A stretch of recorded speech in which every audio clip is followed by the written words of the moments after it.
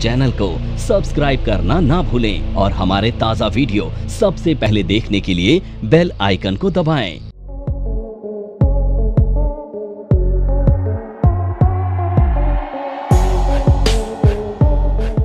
अब नया टॉपिक चालू कर रहे हैं, पेरोल। पेरोल का मतलब है कि आप किसी ऑर्गेनाइजेशन में सभी स्टाफ की सैलरी बनाओगे, है ना। पेरोल मैनेजमेंट का मतलब है आप सभी स्टाफ की सैलरी कैलकुलेट कर रहे हो। उसकी सैलरी डिसाइड कई जगह पे अकाउंट्स टीम ही करती है, मतलब मैनेजमेंट लिख देता है ये लो भाई इसके 50,000 रुपये की सैलरी, अब इसे अपॉइंटमेंट लेटर बना के दे देना। तो वहाँ पे जब 50,000 रुपये की सैलरी लिखी तो वहाँ पे एक सैलरी का स्ट्रक्चर होता है। वो सैलरी का स्ट्रक्चर एम्प्लॉई और एम्प्लॉयर दोनों को ध्यान में रख के बनाया जाता है कि दोनों को कुछ ना कुछ फ़ायदा करेगा, है ना। अगर वो एक ही को फ़ायदा करे तो फिर शायद कोई बनाएगा नहीं। एम्प्लॉई और एम्प्लॉयर दोनों को कुछ फ़ायदा करता है, इसे देख के पेरोल स्ट्रक्चर बनाया जाता है।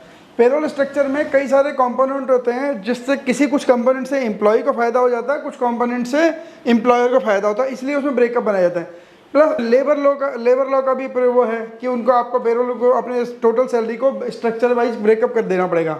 मान लीजिए अगर किसी की सैलरी, किसी एम्प्लॉय की सैलरी 50,000 रुपये डिसाइड हुई है, अब आप इंटरव्यू के लिए गए, आपने सैलरी डिसाइड करी 50,000, अब आपको आपके अपॉइंटमेंट लेटर में टोटल अमाउंट 50,000 चाहिए बाई वो what ever name it is called, है ना। यूनिफॉर्म अलाउंस मिल रहा है, मोबाइल मिल रहा है, कन्वेंस मिल रहा है, हाउस रेंट मिल रहा है, बेसिक सैलरी मिली है, डियरनेस अलाउंस मिल रहा है, by what ever name it is called. आपको क्या चाहिए यहाँ पे सर, जब टोटल करोगे ना तो 50 दिखना चाहिए। बाकी ऊपर क्या लिख रहे हो, राम श्याम घनश्याम हरिराम, हमें मतलब नहीं है इस बात से, यही तो है। तो इस ब्रेकअप को बनाने के लिए कुछ रीज़न है, कुछ रीजन इनकम टैक्स से जुड़े हैं, कुछ रीजन पेरोल उससे ईएसआई और पीएफ से जुड़े हुए हैं। इसलिए ब्रेकअप बनाया जाता है ताकि इनकम टैक्स की कंप्लाइंस हो सके, कुछ पॉइंट ऑफ टाइम से, कुछ पॉइंट ऑफ व्यू से ईएसआई और पीएफ की और प्लस इनकम टैक्स की दोनों की कंप्लाइंस पूरी हो सके। तो आपको देखना ये है कि ये ब्रेकअप बनाते टाइम ध्यान रखना है कि एम्प्लॉयर का नुकसान भी नहीं होना चाहिए, एम्प्लॉय का नुकसान भी नहीं होना चाहिए। जैसे कि अभी तक क्या हो रहा है, अभी तक इंडस्ट्री की जो प्रैक्टिस है आमतौर पे, जो फेयर काम करते हैं वो, ये आपकी टोटल, इसे टोटल सैलरी कहते हैं, ये तो आपकी टोटल सैलरी है जो डिसाइड हो गई। अब जो कुछ होना है इसी के अंदर होना है ना। इसके इन जनरल 3 ब्रेकअप तो इन जनरल हो ही जाते हैं, basic salary, house rent allowance और अदर अलाउंस। कम बेयर मिनिमम 3 ब्रेकअप आपको मिल जाएंगे। अच्छा, इसमें ये जो नीचे के 2 पॉइंट है ये इनकम टैक्स को ध्यान में रखते गए बनाए गए। ऊपर वाला जो बेसिक सैलरी है वो ईएसआई की और पीएफ की कंप्लेंट्स को देख के बनाया गया है। अब टोटल मिला के मान लीजिए मैं यहाँ पे आपको लिख दूँ 20,000 रुपये, यहाँ पे लिख दूँ 15,000 रुपये, यहाँ पे लिख दूँ 15,000 रुपये। आप जो टारगेट सोच के बैठे वही पूरा हो गया नहीं हो गया? आपकी सैलरी कितनी डिसाइड हुई? 50 हो गई ना। अब ब्रेकअप से मोटे मोटे लेवल पे आपको कोई खास फर्क पड़ नहीं रहा है ना, आपकी नज़र में आपको कोई फ़र्क नहीं पड़ रहा है। लेकिन कंपनी कई बार इसमें खेल खेल जाती है, एम्प्लॉयर कई बार खेल खेल जाते हैं। प्लस इसमें इनकम टैक्स की छूट मिलती है एम्प्लॉय को इस एचआरए की छूट मिलती है। इनकम टैक्स क्या कहता है? इनकम टैक्स कहता है अगर कोई एम्प्लॉय जहाँ पे काम करता है उस विसिनिटी में, उस एरिया में उसका अपना मकान नहीं है तो क्या करेगा? ऑफिस बंद होगा, बाहर शटर के बाहर सो जाएगा, सवेरे शटर उठाएगा दोबारा अंदर, ऐसा नहीं।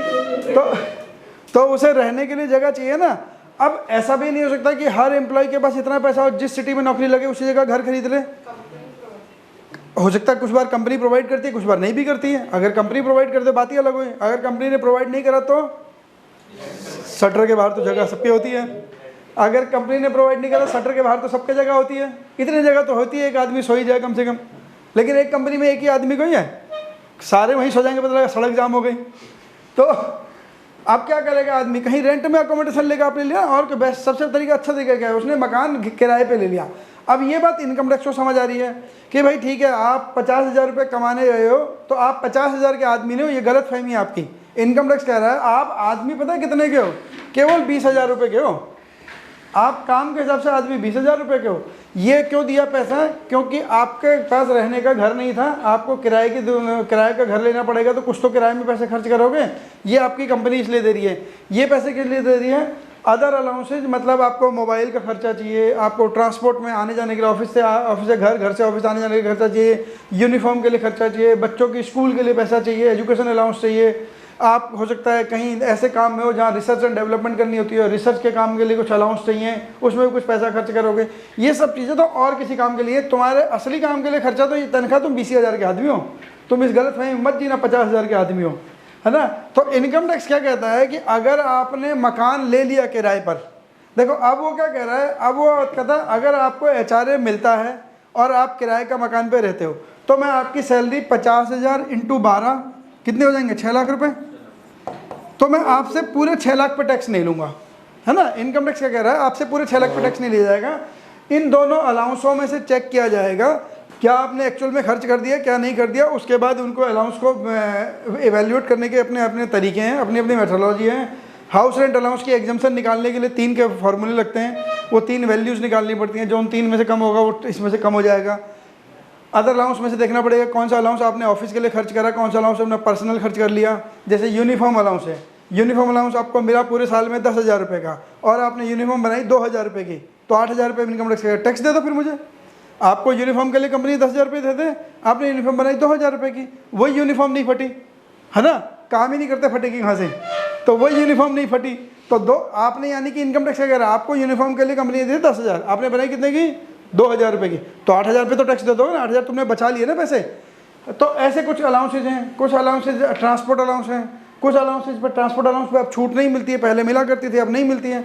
तो ये ब्रेकअप इसीलिए है, अगर मान लीजिए income tax house rent allowance पे छूट ना दे तो एम्प्लॉय किराए के मकान पे रहे, अपने मकान पे रहे, सबको दोनों को एक बराबर टैक्स देना पड़ेगा, है ना। अब वो हाउस रेंट अलाउंस पे छूट क्यों दे रहा है, क्योंकि आपको 15,000 मिले, इसमें से हो सकता है 15,000 का ही मकान किराए पे ले लो, हो सकता है 10,000 का मकान किराए पे ले, हो सकता है 5,000 का किराए पे ले, हो सकता है 25,000 का मकान किराए पे ले।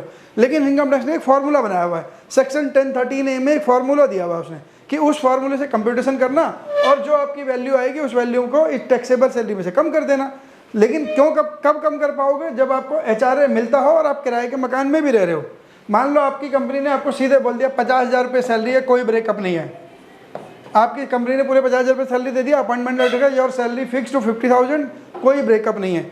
अब इस 50,000 में क्या HRA मिल रहा है, अदर अलाउंस मिल रहा है, नहीं मिल रहा है। तो अब अगर आप किराए के मकान में भी रहोगे तो भी इनकम टैक्स नहीं छोड़ेगा, पूरे 6 लाख पे टैक्स मांगेगा। क्यों, क्योंकि आपको HRA मिलता ही नहीं होकर आप आदमी 50,000 के हो, है ना। इनकम टैक्स ने माना हाँ आपका कैलिबर ही 50,000 अर्न करने का, आपको 50,000 के अलावा और कुछ नहीं दे रही कंपनी। अब बात तो दोनों ही 50,000 थी, ब्रेकअप की वजह से फर्क पड़ गया। तो अगर आपको 50,000 के एम्प्लॉयर ने ऐसे दे दिया 50,000 पूरे, कोई ब्रेकअप नहीं, तो सारी इनकम टैक्सेबल है, कोई एग्जम्पशन नहीं मिलेगी। लेकिन अगर ब्रेकअप दे दिया तो कुछ एम्प्लॉय को राहत मिल जाती है, एम्प्लॉय के पास रूम बच जाता है कुछ टैक्स बचाने का, है ना। इसके अंदर बहुत सारे अलाउंस होते हैं। जब हम इनकम टैक्स पढ़ेंगे सैलरी में सेक्शन 15, 16, 17 पढ़ेंगे तो वहाँ पर जाके डिटेल में पढ़ेंगे इस बात को। लेकिन अभी ब्रॉड लेवल बता रहा हूँ, ये ब्रेकअप क्यों बनाया था। ये तो एम्प्लॉय के फ़ायदे की बात बताई मैंने अभी आपको, है ना।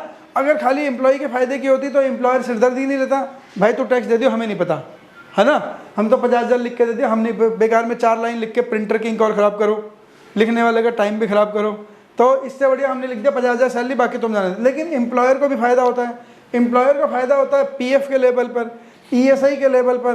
PF और ESI क्या होता है, गवर्नमेंट ने, देखो गवर्नमेंट क्या करती है कि सबको तो सरकारी नौकरी मिल नहीं सकती, है ना, सबको सरकारी नौकरी मिलना मुश्किल है। तो कुछ ऐसे हैं जो प्राइवेट सेक्टर में भी काम कर रहे हैं, लेकिन social security, medical security, financial security तो उनको भी चाहिए बेचारों को।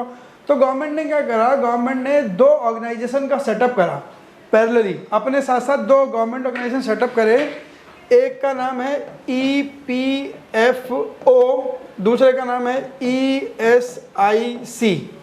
पहला वाला है employ provident fund organisation, EPFO, employ provident fund organisation. दूसरे का नाम है employ state insurance corporation, ESIC।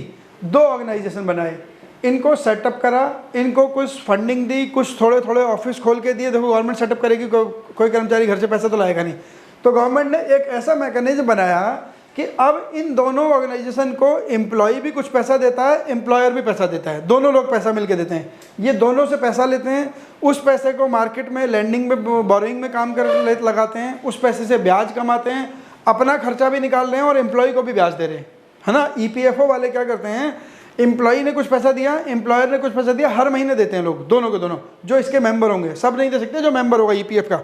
EPF का मेंबर होगा तो कंपनी भी अपनी तरफ से डालेगी और एम्प्लॉय के पैसे भी काट के डालेगी, दोनों ने पैसे दे दिए। मान लीजिए फॉर एग्जांपल दोनों ने 1000 रुपये दिए तो 2000 रुपये हर महीने आ गए। ऐसे ही इंडिया में जितने ईपीएफओ के मेंबर हैं सब लोग 2-2 हज़ार रुपये डाल रहे हैं, तो हर महीने लगाओ करोड़ों रुपये पीएफ के पास आता है ना, जो भी लोग मेंबर होंगे उनके पास से। तो अब वो करोड़ों रुपये का क्या करेगा? ऑब्वियसली पैसा आ रहा है तो पैसे को कहीं इन्वेस्ट ही करना पड़ेगा ना। तो वो लॉन्ग टर्म बोरोइंग में, शॉर्ट टर्म बोरोइंग में, depending upon the need of the money, वो उसको बोरो करते हैं, उसको मार्केट में लगाते हैं, लैंडिंग भी करते हैं। अब तो इक्विटी मार्केट में पैसा लगाने की परमिशन भी है उनके पास कि 25% तक का पैसा इक्विटी मार्केट में भी लगा सकते हैं। कल को शेयर मार्केट क्रैश हो गई इलेक्शन के बाद तो सोच लेना पीएफ वालों का भी डूबेगा, ठीक है। तो वो हो सकता है, मार्केट में लगाओगे एक्सपोजर तो है ही ना, उसको थ्रेट तो है ही, अगर वो बढ़ गई तो आपका बढ़ेगा भी, उसमें दोनों बातें हैं। तो 25% की कैपिंग दे दी है भारत सरकार ने कि ठीक है तुम पैसा लगा सकते, नहीं तो पहले केवल बोरोइंग करते थे, वो मैं इक्विटी मार्केट में पैसा नहीं लगा सकते। तो अब जब आपका पैसा हर महीने, देखो मान लीजिए आपकी तनख्वाह से हर महीने 1000 रुपये कट रहा है और अगले 10, 12, 15 साल तक करेगा जब तक आप काम करोगे, और उस पर कोई आपको ब्याज भी ना दे, आप कटवाओगे पैसा?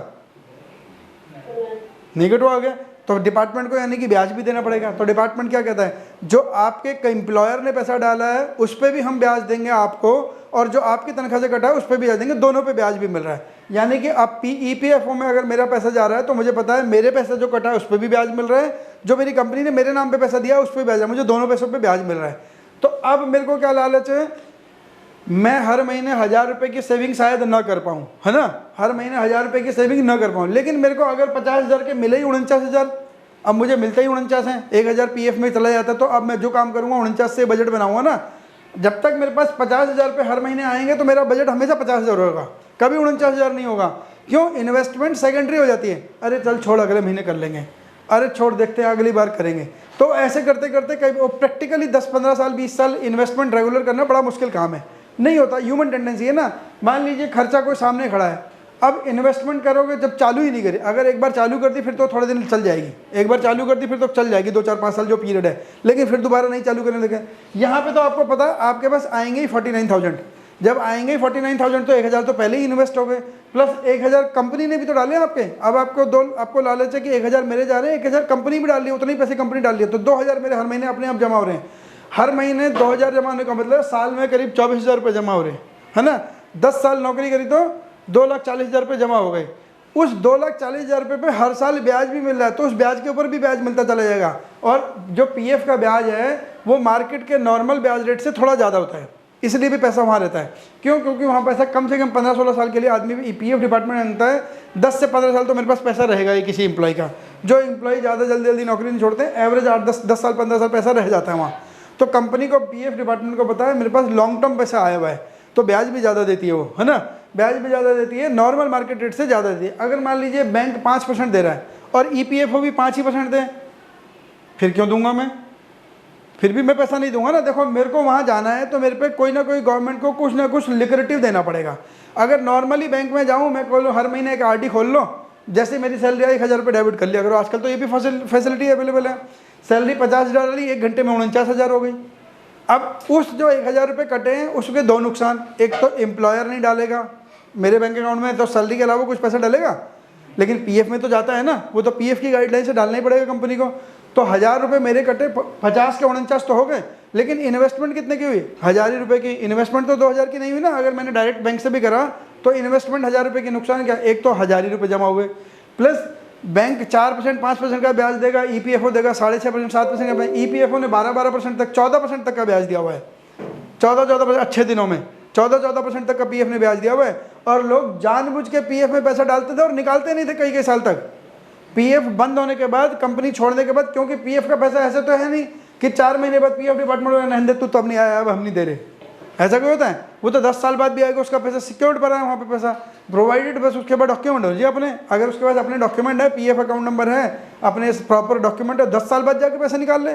तो लोग पैसा निकालते ही नहीं थे वहाँ से, नौकरी छोड़ के कहीं दूसरी जगह चले गए जहाँ पीएफ नहीं कट रहा, लेकिन वहाँ पे ब्याज में पैसा पड़ा है। वो ब्याज पैसा जो आपका पड़ा ब्याज कमा रहा है, वहाँ बैंकों की तरह डॉर्मेंट नहीं होता था अकाउंट, है ना। लोग 8-8 10-10 साल तक नहीं देते। क्यों? बैंक में निकाल के मैं लाऊंगा बैंक में पैसा, मेरे को मान लो पैसे की जरूरत नहीं है, अब मैं उसे निकाल कराऊंगा, एफडी कराऊंगा 5%, 6%, 7%, वहाँ पे पीएफ दे रहा 8% पैसा, तो मैं क्यों निकालूं, पढ़े रहो, मेरी तो एफडी चल रही है। लेकिन गवर्नमेंट ने क्या कर दिया, अब उन्होंने कर दिया अगर आपके अकाउंट में 3 साल तक कोई कंट्रीब्यूशन नहीं आया तो 3 साल के बाद ब्याज मिलना बंद हो जाएगा। अब अगर 3 साल के बाद ब्याज मिलना बंद हो जाए तो क्या करेगा, या तो आदमी किसी ऐसी कंपनी में काम करेगा जहाँ पीएफ कटना चालू हो जाए, या फिर उस पुराने वाले पैसे को निकाल लेगा। कि मतलब अगर कोई अकाउंट डीएक्टिव हो गया तो 3 ही साल तक ब्याज मिलेगा, 3 साल के बाद ब्याज नहीं मिलेगा। तो पहले लोग 10-10 साल तक पैसा नहीं निकालते थे, क्योंकि बाहर निकाल के लाएंगे तो ब्याज कम है, वहाँ बड़े ब्याज ज़्यादा मिल रहा है, तो इसलिए लोग निकालते नहीं थे। अब गवर्नमेंट को भाई अगर आप पीएफ में कंट्रीब्यूशन नहीं कर रहे हो, को कुछ दे भी नहीं रहे हो, है ना, तो जब तुम नया पैसा कुछ दे नहीं रहे हो तो पुराने वाले पे क्यों ज़्यादा ब्याज दें हम मार्केट रेट से ज़्यादा। तो अपना पैसा निकालो, घर जाओ, जहाँ मर्जी लगाना वहाँ पे लगाओ, हम आपके पैसे पे ज़्यादा ब्याज क्यों दें, और ऊपर से तलवार रट के पता नहीं किस दिन फॉर्म भरते ला के, है ना। तो गवर्नमेंट ने कह दिया जो एक्टिव अकाउंट है उनमें तो हमेशा ब्याज मिलता रहेगा, नॉर्मल रेट से मिलेगा, जो भी हम ईपीएफ हर साल ब्याज का रेट अनाउंस करता है उस ब्याज रेट से मिलेगा, जो आज भी बैंकिंग से ज़्यादा है। लेकिन जो अकाउंट बंद हो जाएंगे उनके पर 3 साल के बाद ब्याज देना बंद कर देंगे। या तो 3 साल के बाद दोबारा चालू करा लो, किसी ऐसी कंपनी को ज्वाइन कर लो जहाँ पीएफ कटता है, उसमें दोबारा से कंट्रीब्यूशन आना शुरू हो जाए 3 साल के अंदर अंदर, तब तो ठीक है, नहीं तो 3 साल के बाद उसमें ब्याज मिलना बंद हो जाएगा। पैसे आपके पड़े जब मर्जी ले जाना, लेकिन ब्याज कब तक का मिलेगा, 3 ही साल तक का मिलेगा, उसके बाद का ब्याज नहीं मिलेगा। तो अब लोग अगर कोई मान लीजिए कोई ऐसी जगह चला गया जहाँ पीएफ नहीं कट रहा, या उस सैलरी के ब्रैकेट पे चला गया जहाँ पे पीएफ कटना बंद हो जाता है, सैलरी एक लिमिट के बाद एक सैलरी बढ़ जाएगी, एक लिमिट से ज़्यादा तो पीएफ कटना बंद हो जाता है। तो अब उस सैलरी पे चला गया, मेरा पीएफ कट ही नहीं सकता, तो और आगे भी किसी कंपनी में हो तो वहाँ भी नहीं कटेगा, तो मैं क्या करूँगा, 3 साल के बाद निकाल ही लूँगा उस पैसे को, वहाँ पड़े रखने का कोई फायदा नहीं है। 3 साल के बाद पीएफ डिपार्टमेंट पे ब्याज देना भी बंद कर देता है। तो अब एम्प्लॉय की रिस्पॉन्सिबिलिटी भी है और एम्प्लॉयर की रिस्पॉन्सिबिलिटी भी है कि कुछ कंट्रीब्यूशन पीएफ में डालना है। किसको डालना है, कितना डालना है, अभी देखते हैं। ऐसे ही तो पीएफ क्या देता है आपको, फाइनेंशियल सिक्योरिटी देता है। आपने 10 साल, 15 साल, 20 साल किसी ऑर्गेनाइजेशन में काम करा, 20 साल का इकट्ठा कॉर्पस, ठीक है, और उस कॉर्पस के ऊपर ब्याज दोनों के एंड पे, एम्प्लॉय और एम्प्लॉयर वाला दोनों का, उस पे ब्याज। जब आप 60 साल के हो जाओगे या कंपनी छोड़ के चले जाओगे तो आपको इकट्ठा पैसा मिलेगा। तो यानी कि पीएफ ने क्या दिया आपको, फाइनेंशियल सिक्योरिटी, जो गवर्नमेंट एम्प्लॉय को भी तो यही मिलती है रिटायरमेंट के बाद, है ना।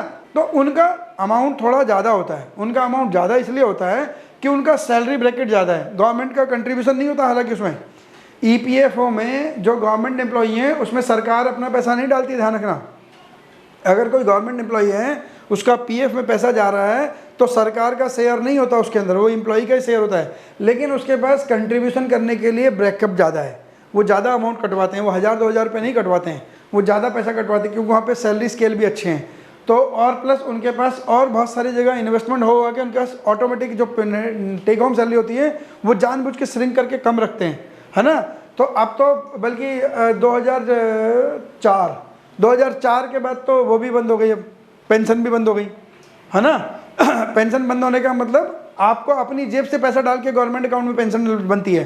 पहले 2004 तक क्या होता था कि गवर्नमेंट रिटायर होने के बाद अपनी जेब से एम्प्लॉय को पेंशन देती थी सारी ज़िंदगी, एम्प्लॉय को प्लस उसके स्पाउस को। लेकिन 2004 में वाजपेयी जी की सरकार ने सरकारी पेंशन बंद कर दी थी। बंद करने का मतलब सरकारी पेंशन हर 2004 के बाद जितने भी एम्प्लॉय अपॉइंट हुए हैं उनको सबको बोला, एक हमने न्यू पेंशन स्कीम अकाउंट खोला है, ये हर एम्प्लॉय अपनी सैलरी में से इसमें पैसे डालेगा, हर गवर्नमेंट एम्प्लॉय। अक्टूबर 2004 या कोई से 2004 की बात है, नहीं अक्टूबर नहीं, अक्टूबर मई में तो सरकारी चली गई थी वाजपेयी जी की, मई 2004 या उससे पहले अमेंडमेंट आ गई थी, इलेक्शन से पहले आ गई होगी, जनवरी फरवरी में कहीं आ गई होगी। तो 2004 के बाद वाजपेयी जी की सरकार ने अमेंडमेंट कर दी थी कि जितने भी गवर्नमेंट एम्प्लॉय अपॉइंट होंगे सबको अपनी सैलरी में से, जैसे पीएफ के लिए पैसे कटवाते हो ऐसे ही ये न्यू पेंशन स्कीम में पैसा कटवाना है। एंड इट इज़ मैंडेटरी, ये वॉलंटरी नहीं है, मैंडेटरी है। नहीं तो कल को बोलोगे मेरे को रिटायरमेंट के बाद पेंशन नहीं मिल रही तो पैसा यहाँ डालना ही पड़ेगा। यानी कि अब जो आपको पेंशन मिलेगी किसी गवर्नमेंट एम्प्लॉय को, वो सारी ज़िंदगी आपका ही जोड़ा हुआ पैसा है, आपकी तनख्वाह में से कट कट के पैसा इस न्यू पेंशन स्कीम के अंदर गया हुआ है। प्लस सरकार कहती है इसमें हम इक्वल पोर्शन हम भी मिला रहे हैं। अरे तुम तो जब मिला रहे हो तुम्हारे पास तो समुद्र है ना। कोई ऐसा कोई है कि मेरे नाम की एक अलमारी अलग बना रही है, ये लो इसमें 2000 रुपये आनंद की पेंशन के डाल दिए। तो बल्कि मेरी तनख्वाह अगर किसी गवर्नमेंट एम्प्लॉय को 50,000 रुपये देने थे तो उसके पेंशन के नाम पे 2000 रुपये पहले काट लिए तुमने, अब 48 दिए, तो सरकारी खजाने से 2000 कम निकले। उसके दो फायदे हुए, सरकारी खजाने से 2000 रुपये हर महीने कम निकल रहे हैं, अब नंबर अंदाजी एक अप्रोक्सीमेट बात कर रहा हूँ मैं, तो पहले अगर पीएफ में पेंशन में जाता तो मेरे को पूरे 50 मिलते, पेंशन का सरकार अलग से जुगाड़ कर रही होती है अपने पैसों से। अब 2004 के बाद सरकार पेंशन का जुगाड़ नहीं करती, सरकार कहती है तुम्हें 50 नहीं दूंगे, देंगे 48, बाकी जो ईपीएफ वगैरह कटवाओगे वो अलग बात है। तो पेंशन के नाम के 2000 रुपये पहले काट लिए, तो सरकारी खजाने से 2000 रुपये तो यही कम निकले। प्लस ऐसे कई लाखों लोगों के जा रहे हैं हर रोज हर महीने, कई लाखों लोग, तो सरकार के पास उल्टा फंड्स का इन्फ्लो बहुत ज़्यादा है। इस कॉर्पस को वो और कहीं इन्वेस्ट कर रही है, इस कॉर्पस से और सारे काम कर रही है। तो जब जो रिटायर होगा तब निकाल के पैसे दें। उनके पास तो समुद्र है ना, पूरा पूल है उनके पास, तो पूल मनी में बहुत बड़ा समुद्र है उनके पास। तो वो जब कोई रिटायर होगा उठा के पकड़ा देंगे, ले पकड़ा भाई तेरे पैसे। लेकिन वो पैसे आपकी तनख्वाह से कटे अगर कोई अपॉइंटमेंट 2004 के बाद हुई है। तो जो 2000 पहले से 4 से पहले अपॉइंटमेंट है उनको तनख्वाह सरकार, उनको पेंशन सरकार अपनी जेब से देती है आज भी। जो 2004 से पहले रिटायर्ड है, अपॉइंटेड है और रिटायर बाद में कभी भी हो, लेकिन ये उनके ऊपर एप्लीकेबल था जो 2004 के बाद अपॉइंट हुए हैं।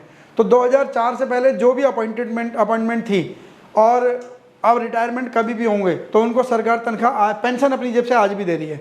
लेकिन जो लोग 2004 के बाद अपॉइंटमेंट हुई है उनको न्यू पेंशन स्कीम में हर महीने पैसा कंट्रीब्यूट करना पड़ता है। सरकार कहती है इक्वल पोर्शन हम भी डाल रहे हैं, फिर उस फंड को इकट्ठा करके हर एम्प्लॉय की पेंशन बना देते हैं रिटायरमेंट के बाद। अब 2004 वाला आदमी 2034-35 में रिटायर होगा, है ना। 30 साल की नौकरी की एवरेज नौकरी भी मान लो, 2004 वाला 34 में जाकर रिटायर होगा। तो जो 34 आएगा तो जो 34 में जो सरकार होगी वो पेंशन बांटेगी वहाँ से उठा के। अभी तो कोई किसी को पेंशन देनी है, किसी एक आधे ने वीआरएस वगैरह ले ली होगी, वॉलंटरी रिटायरमेंट ले ली होगी, एक अलग बात है। कोई डिसीज हो गया होगा उसके स्पाउस को पेंशन मिल लेगी, एक बात है। लेकिन रेगुलर पेंशन तो अब 2034 के बाद आएगी। ये वाले पूल में से पैसा निकलना जो चालू होगा, जो ज़्यादा बड़ा चंक निकलेगा, तब तक सरकार के पास खजाने में भरा ही जा रहा है ना इकट्ठा। तो न्यू पेंशन स्कीम लाए तो ये फाइनेंशियल सिक्योरिटी के लिए तो थी कि भाई रिटायरमेंट के बाद आदमी अर्निंग लायक, कमाने लायक नहीं होता, तो सरकार ने बोला ठीक है हम अपने आपको पैसा देंगे। ये क्यों चालू की गई थी पेंशन स्कीम? जिन दिनों देश आज़ाद हुआ था उन दिनों सरकार के पास, देश के पास मैन पावर बहुत थी, वर्क फोर्स बहुत थी, लेकिन पैसा कम था, है ना। सरकार के पास पैसा कम था। भाई आज इतने साल की लड़ाई के बाद बड़ी मुश्किल से आज़ादी मिली थी, तो अब उसमें पहले रिसोर्सेज बचे कम थे, उस रिसोर्सेज से ही सारा देश भी चलाना था। शुरू में बहुत सारी प्रॉब्लम थी। तो अब लोग क्या करते थे, प्राइवेट सेक्टर में तो नौकरियां कर रहे थे, गवर्नमेंट सेक्टर में कोई जाना नहीं चाहता था। गवर्नमेंट में क्योंकि सैलरी कम देती थी, सरकार के पास पैसा कम था, प्राइवेट सेक्टर के पास पैसा था, जो बड़े बड़े बिजनेस घराने थे उनके पास पैसा था, वो तब भी मार्केट से सैलरी ज़्यादा। आप अगर अपने घर में दादा या पापा दादा किन्हीं को सुनोगे वो कहेंगे उन दिनों सरकारी नौकरी में बुला बुला के ले जाते थे, आ जाओ नौकरी कर लो, है ना। और हम करते नहीं थे, क्यों? क्योंकि उस टाइम सैलरी कम थी। देखो आज किसी को नहीं पता था ना 30 साल बाद पिक्चर बिल्कुल उल्टी हो जाएगी। आज लोग सरकारी नौकरी के लिए तरस रहे हैं, आज सरकारी नौकरी नहीं मिल रही है, जबकि न्यू पेंशन स्कीम भी है। तो आज इतनी सारी समस्याएं हैं, फिर भी लोग सरकारी नौकरी की तरफ जा रहे हैं। अब लिक्रेटिव हो गई सरकारी नौकरी, जबकि अब तो प्राइवेट में भी पैसा अच्छा है। बस प्राइवेट में प्रॉब्लम क्या होती है, जॉब अनसर्टेनिटी होती है, सरकारी में जॉब की सिक्योरिटी होती है, सबसे बड़ी बात है वो। प्लस थोड़ा सा अगर किसी की ठीक ठाक सी पोस्ट हो गई तो उसके तो जहाँ कदम धर दिया उसके और ज़्यादा हो गई, है ना। जूते झड़ने से भी पैसे झड़ जाएंगे, अगर जूते से धूल ज़्यादा थोड़ी ज़्यादा झटक गई तो वो अलग है, वो रॉब अलग है सरकारी नौकरी का। तो फ़र्क तो है ही। उस टाइम पे लोग गवर्नमेंट नौकरी ज्वाइन नहीं करते थे क्योंकि करंट में सैलरी कम मिल रही है। तुम 30 साल बाद मेरे को 10 लाख रुपए दोगे, 30 साल किसने देखे हैं ना। हर आदमी करंट तो सोचता है, मुझे बच्चों की स्कूल की फीस आज भरनी है, बच्चों को कपड़े आज दिलाने, घर का किराया आज भरना है। 30 साल बाद तुम मुझे 30 लाख रुपए दे दोगे, वो तो बाद में देखूंगा, आज कैसे चलाऊं। तो उस टाइम लोग प्राइवेट सेक्टर में जा जाते। तो गवर्नमेंट ने ऐसी कुछ स्कीम लिखी थी, पेंशन स्कीम रखी, ग्रेजुटी रखी। उन्होंने बोला हम सरकारी नौकरी से कोई रिटायर होगा तो ग्रेजुटी पे टैक्स भी नहीं लेंगे, आओ तुम। पेंशन देंगे, पेंशन पे भी टैक्स नहीं लेंगे, आओ तुम।